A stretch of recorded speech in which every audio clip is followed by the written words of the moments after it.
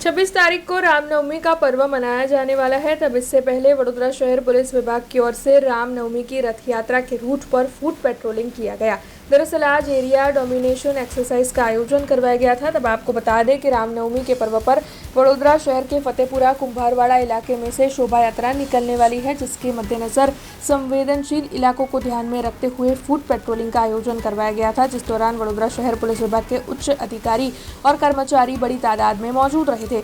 कुंभारवाड़ा से निकलने वाली शोभा यात्रा के रूट पर फुट पेट्रोलिंग किया गया था। तब एसीपी, डीसीपी, जोन 4 समेत उच्च अधिकारी फुट पेट्रोलिंग में शामिल हुए थे और इस बारे में जोन 4 के डीसीपी एंड्रू मैकवान की ओर से ज्यादा जानकारी दी गई थी।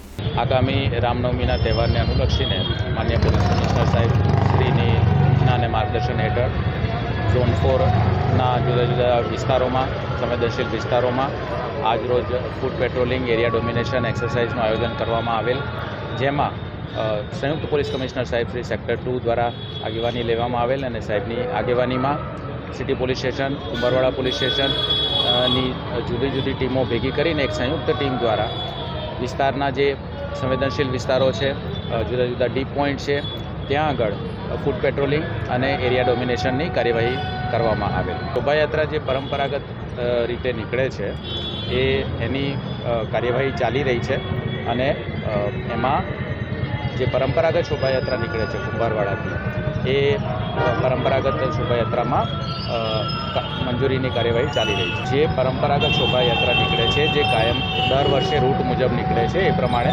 મંજૂરીની કાર્યવાही કરવામાં આવશે। हमसे जुड़े रहने के लिए हमारे YouTube चैनल को सब्सक्राइब करें और नई वीडियो की नोटिफिकेशन के लिए बेल आइकॉन को दबाएं।